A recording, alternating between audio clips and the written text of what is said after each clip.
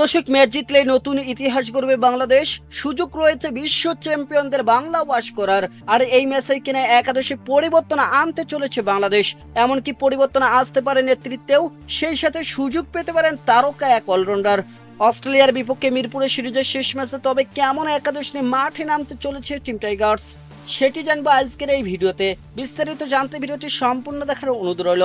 দর্শক, একটিমাত্র জয়ের অপেক্ষায়। অজিদের বিপক্ষে সিরিজের শেষ ম্যাচে জিততে পারলেই নতুন ইতিহাসে নাম উঠবে বাংলাদেশের।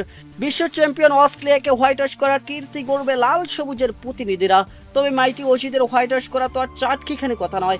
কাজটা মোটেও সহজ হবে না বাংলাদেশের জন্য। তাই তো টানা 2 ম্যাচের জয়ের পরে একাদশে পরিবর্তন আনতে পারে লাল সবুজের প্রতিনিধিরা।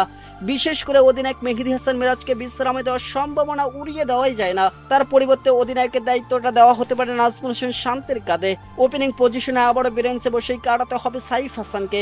সাম্প্রতিক সময় ব্যাট হাতে রানের দেখা না পাওয়ায় এই ব্যাটারকে গত ম্যাচেও রাখা হয়েছিল বেঞ্চে। তার পরিবর্তে সুযোগ পেয়ে নিচেকে মেলে ধরেছিলেন সৌম্য সরকার। ওপেনিং এ যখন প্রথম ম্যাচের হাফ সেঞ্চুরিয়ান তানজিদ হাসান তামিম ফিরে যান রানের খাতা খোলার আগে, তখন এই সৌম্যই শান্তকে সাথে নিয়ে রানের চাকা সচল রাখেন। তার 47 বলে 42 রানের ইনিংসটাই মূলত ম্যাচের ভিত্তিটা দাঁড় করিয়ে দিয়েছে।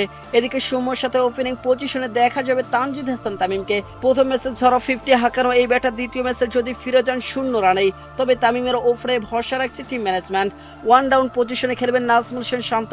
প্রথম ম্যাচে 66 ও দ্বিতীয় ম্যাচে 41 রান করা শান্ত এই সিরিজের সর্বোচ্চ রান সংগ্রাহক। ব্যাট হাতে তাই তো দলের সবচেয়ে গুরুত্বপূর্ণ ব্যাটিং পজিশনটায় বরাদ্দ রাখা হয়েছে শান্তর জন্য। 4 নম্বর পজিশনে খেলবেন লিটন কুমার দাস।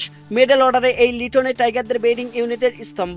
যদিও অভিষেকের পর থেকে এখনো মিরপুরের মাটিতে ওয়ান ডাউনে অর্ধশতক হাঁকাতে পারেননি এই ব্যাটার, তবে শেষ ম্যাচে এসে সেই খরা দূর করতে চাইবেন লিটন কুমার দাস। 5 নম্বর পজিশনে খেলবেন ঘরোয়া ক্রিকেটের সবচেয়ে আস্থাবান ক্রিকেটার তৌহিদ হৃদয়। দ্বিতীয় ম্যাচে গুরুত্বপূর্ণ মুহূর্তে তার 40 রানের ইনিংসটাই ম্যাচের পার্থক্য গড়ে দিয়েছে। 6 নম্বর পজিশনে মোসাদ্দেক হোসেনের জায়গা আপাতত নিশ্চিত। প্রথম ম্যাচে ব্যাট ও বল হাতে সেরা পারফরমেন্স করার সুবাদে তাকেই খেলানো হবে লোয়ার মিডল অর্ডারে। 7 নম্বর পজিশনটা মেহেদী হাসান মিরাজের জন্য বরাদ্দ থাকলেও দ্বিতীয় ম্যাচে মাথায় বল লাগলে বেশ অস্বস্তি বোধ করেছিলেন এই অলরাউন্ডার। যদিও শেষ পর্যন্ত ম্যাচ জিতে মাঠ ছাড়েন মেহেদী হাসান মিরাজ, তবে ম্যাচের পরে তাকে ছুটতে হয় হাসপাতালে।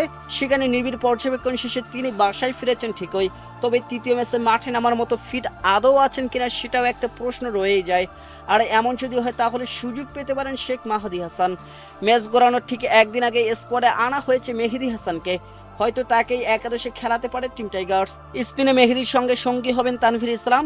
সর্বশেষ ম্যাচে জস ইংলিশ ও ক্যামেরন গ্রিনের মতো ব্যাটারকে বিদায় করে জয়ের জন্য গুরুত্বপূর্ণ অবদান রেখেছিলেন এই বাঁহাতি স্পিনার।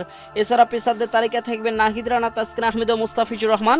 তবে টি-20 সিরিজের কথা মাথায় রেখে যে কোনো একজন পেসারকে বিশ্রামে দেওয়া হতে পারে।